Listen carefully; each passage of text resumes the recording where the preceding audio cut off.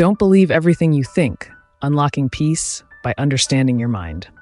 Welcome back to Simple Mind Space, the podcast dedicated to exploring the fascinating landscape of the human mind and helping you find peace and clarity in a chaotic world.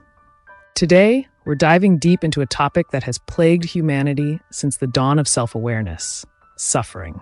More specifically, we'll be unpacking the ideas presented in Joseph Nguyen's enlightening book, Don't Believe Everything You Think, and exploring how our thinking is often the beginning and the end of our suffering. Let's be clear, life throws curveballs. We all face pain, loss, and moments of profound heartbreak. But what if I told you that our reaction to these events, the stories we weave around them, holds the key to whether we truly suffer? As the Buddha wisely said, pain is inevitable, suffering is optional. This concept might seem perplexing at first. After all, if we could simply choose not to suffer, wouldn't we all be walking around in a state of perpetual bliss?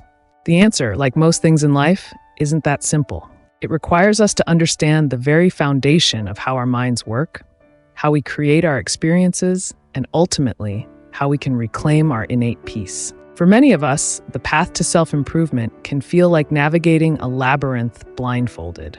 We devour self-help books, experiment with various meditation techniques, and might even rearrange our entire lives, all in the pursuit of inner peace.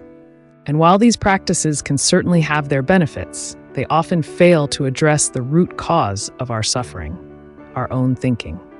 Imagine this. You're sitting in a bustling coffee shop, a warm drink in hand, enjoying the aroma of freshly ground beans. Next to you, a fellow coffee enthusiast frantically checks their watch, their brow furrowed with worry. Same coffee shop, same ambient noise, yet two completely different experiences. Why? Because we don't live in reality. We live in our perception of reality, a world meticulously crafted by our thoughts. This isn't to say that our feelings are invalid. Quite the contrary, our feelings are very real. They are, however, a product of our thinking, not the external events themselves. Let's say you despise your job. The mere thought of it sends your blood pressure soaring. Now, imagine yourself at home, nestled comfortably on the couch, enjoying a movie night with loved ones. But the thought of work creeps in, casting a dark cloud over your evening. Everyone else is laughing, yet you're fuming, held captive by your thoughts about work. This illustrates a crucial point. Two individuals can experience the same event, yet their interpretations, their thoughts about that event, will determine their emotional response. This is the heart of the matter. Our experience of life is created from the inside out. It's not about what happens to us, but how we think about what happens that dictates our emotional well-being. This realization that our thinking is the root of our suffering can feel both liberating and overwhelming. It's like finally finding the missing puzzle piece, only to realize the puzzle is far more intricate than we initially thought. So, how do we navigate this intricate landscape of our minds? The first step is understanding the difference between thoughts and thinking. Thoughts are the raw material of our mental world, fleeting images, ideas, and sensations that arise spontaneously. Thinking, on the other hand, is the act of engaging with these thoughts, analyzing them, judging them, and ultimately giving them power over our emotional state. Consider this. What's your dream annual income? An answer likely popped into your mind effortlessly. Now, I invite you to really think about that figure. What comes up? Doubt, excitement, fear? This is the difference between thoughts and thinking. The initial thought was neutral, a mere possibility. The moment you engaged in thinking, you assigned meaning, judgment, and consequently, an emotional charge to it. This is why positive thinking, while well-intentioned, often falls short. True peace and joy don't come from forcing ourselves to think happy thoughts. They come from recognizing that our natural state, when not obscured by thinking, is one of peace, love, and joy. Think of a time you felt pure, unadulterated joy. What thoughts were present in that moment? Chances are very few, if any. Our most blissful moments are often characterized by a sense of presence, a quiet mind fully immersed in the experience. This brings us to a crucial question. If thinking is the problem, how do we simply stop? The answer might seem paradoxical. We don't, at least not directly. We can't entirely eliminate thinking, but we can change our relationship to it. Imagine a glass of muddy water. Instead of frantically trying to filter out the impurities, What if we simply let it sit undisturbed?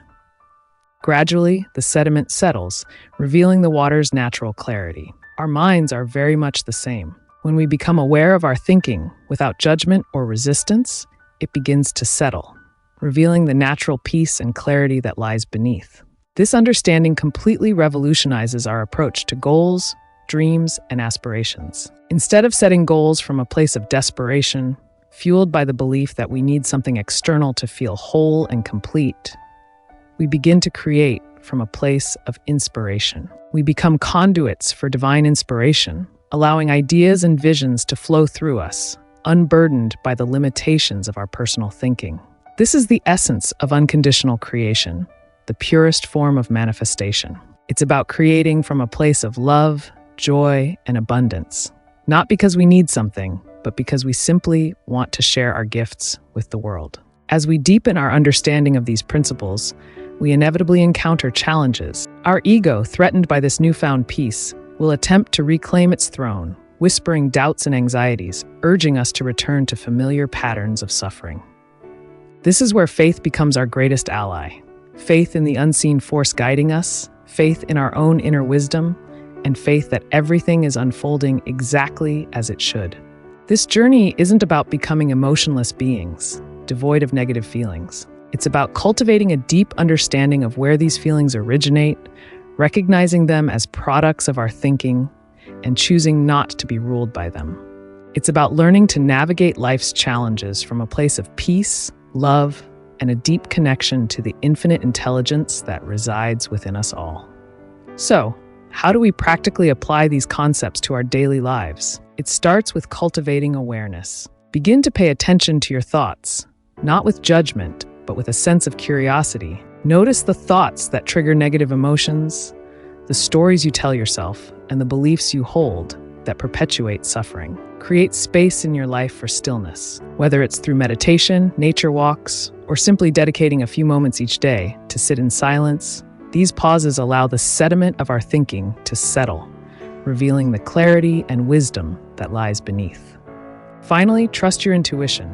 That quiet voice within often holds the answers we seek. It might guide you to have a difficult conversation, pursue a long-forgotten passion, or simply take a few deep breaths when life feels overwhelming.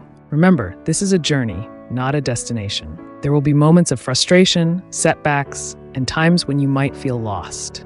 Be kind to yourself, embrace the journey, and never underestimate the power of your own mind to create a life filled with peace, love, and joy. Thank you for joining us today on Simple Mind Space. If you enjoyed this exploration into the nature of suffering and the power of non-thinking, we encourage you to like, share, and subscribe to our channel. Until next time, may you find peace in the present moment and the courage to create a life you truly love.